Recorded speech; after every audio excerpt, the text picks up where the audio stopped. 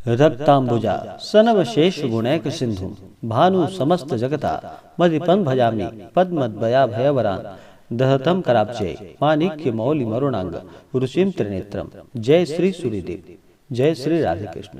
आप सभी का हमारे YouTube चैनल पे बहुत बहुत स्वागत है। आइए आज सुनते हैं रविवार व्रत की कथा। रविवार के दिन भगवान सूर्यदेव का पूजन किया जाता है। जो भी रविवार का व्रत करते हैं या कथा श्रवण करते हैं, भगवान सूर्यदेव की कृपा से उनके सभी दुख और कष्ट दूर होते हैं। भगवान सूर्यदेव जो कि आरोग्य के देवता माने जाते हैं। भगवान सूर्यदेव केवल आंख की पीड़ाओं को छोड़कर सभी प्रकार के रोगों को नष्ट करने वाले हैं। भगवान सूर्यदेव को प्रसन्न करने के लिए रविवार के दिन उन्हें जल में थोड़ा सा लाल चंदन और लाल पुष्प डाल करके अर्घ्य प्रदान करना चाहिए। उन्हें अक्षत, चंदन, पुष्प, धूप, दीप आदि दिखानी चाहिए। और जो भी रविवार का व्रत करते हैं उन्हें रविवार का व्रत करना चाहिए। रविवार के व्रत में नमक ग्रहण नहीं करना चाहिए, तेल युक्त भोजन नहीं करना चाहिए। रविवार के दिन एक समय मीठा भोजन ग्रहण करना चाहिए, वो भी सूर्यास्त होने से पहले ही। अगर सूर्यास्त होने से पहले एक समय भोजन नहीं ग्रहण कर पाते हैं तो अगले दिन जाकर के सूर्योदय के बाद ही स्नान करके पूजन करने के बाद ही भोजन ग्रहण करना चाहिए। तो आइए सुनते हैं रविवार व्रत की कथा। तो बोलिए प्रेम से भगवान सूर्यदेव की जय। कि एक बुढ़िया थी। उस बुढ़िया का नियम था कि वह प्रति रविवार को सवेरे ही स्नान आदि कर घर को गोबर से लीप कर फिर भोजन तैयार कर भगवान को भोग लगाया करती थी। उसके बाद स्वयं भोजन ग्रहण करती थी। ऐसा करने से उसका घर अनेक प्रकार के धन धान्यों से पूर्ण था। भगवान श्री हरि की कृपा से घर में किसी भी प्रकार की कोई कमी नहीं थी और ना ही कोई विघ्न था और ना ही कोई दुख था। सब प्रकार से घर में आनंद था। इस तरह कुछ दिन बीत जाने पर उसकी एक पड़ोसन जिसकी गौ का गोबर वह बुढ़िया लाया करती थी, विचार करने लगी कि यह वृद्धा सर्वदा मेरी गौ का गोबर ले जाती है, इसलिए अपनी गौ को घर के भीतर बांधने लग गई। बुढ़िया को गोबर न मिलने से रविवार के दिन अपने घर को न लीप पाई, इसलिए उसने ना तो भोजन बनाया न भगवान को भोग लगाया और स्वयं भी उसने भोजन का एक अन्न भी ग्रहण नहीं किया। इस प्रकार उसने निराहार व्रत किया। रात्रि हो गई और वह भूखी ही सो गई।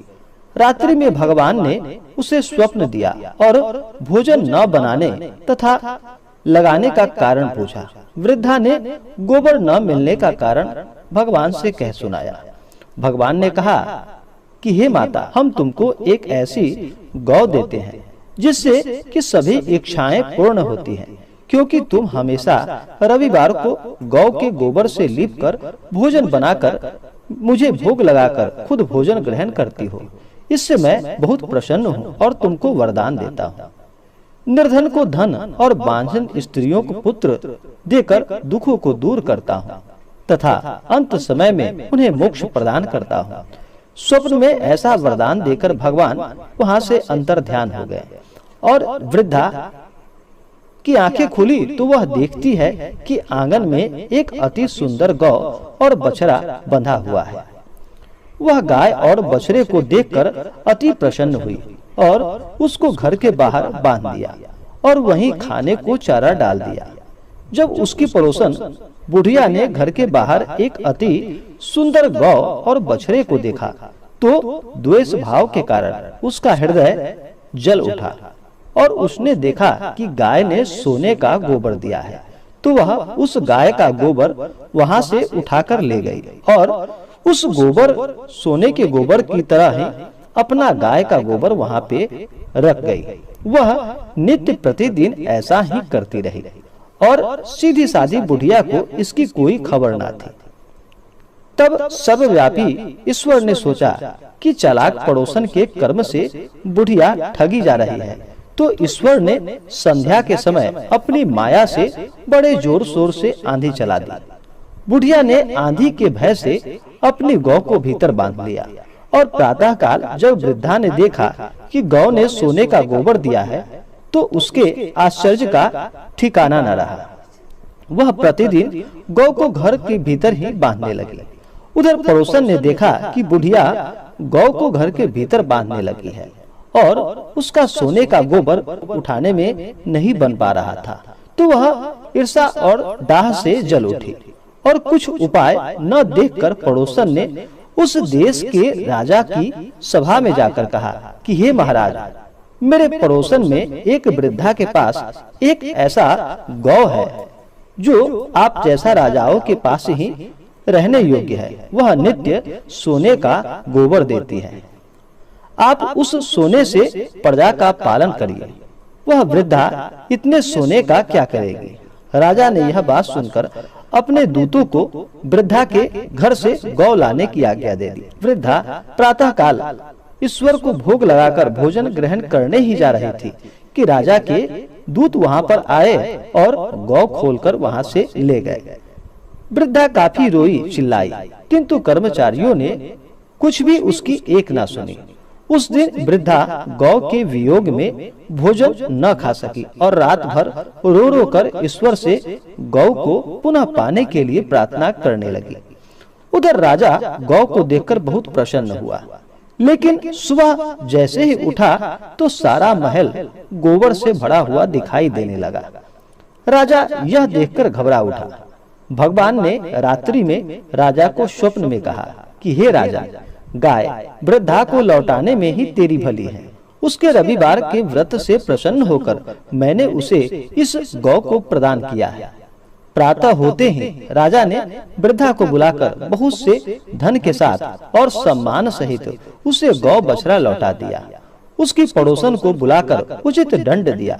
इतना करने के बाद राजा के महल से सभी गंदगी दूर हो गई।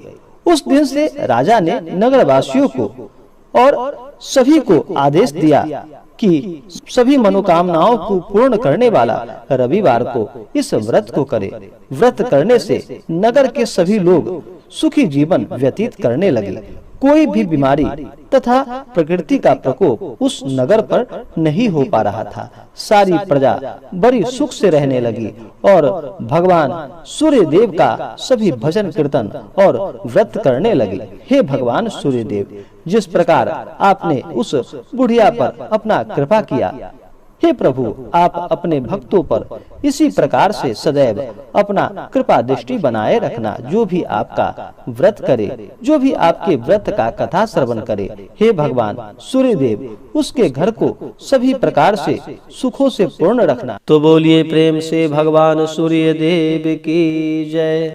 इसी प्रकार से जो भी भक्त सच्ची श्रद्धा के साथ रविवार का व्रत करते हैं या कथा श्रवण करते हैं, भगवान सूर्य देव की कृपा से उनके सभी दुख और कष्ट दूर हो जाते हैं तथा सभी प्रकार के सुख समृद्धि की प्राप्ति होती है। तो आशा करता हूँ कि यह जानकारी आपको अच्छा लगा हो। ऐसे ही ज्ञानवर्धक जानकारियाँ प्राप्त करने के लिए हमारे इस चैनल को लाल बटन दबा करके सब्सक्राइब करें, साथ में बेल आइकन घंटी दबाएं ताकि मेरी वीडियो का नोटिफिकेशन आपके पास सबसे पहले पहुंचे। वीडियो को लाइक और अपने मित्रों तथा दोस्तों के साथ शेयर करें। सुखी रहें और स्वस्थ रहें। जय श्री राधे कृष्ण। धन्यवाद।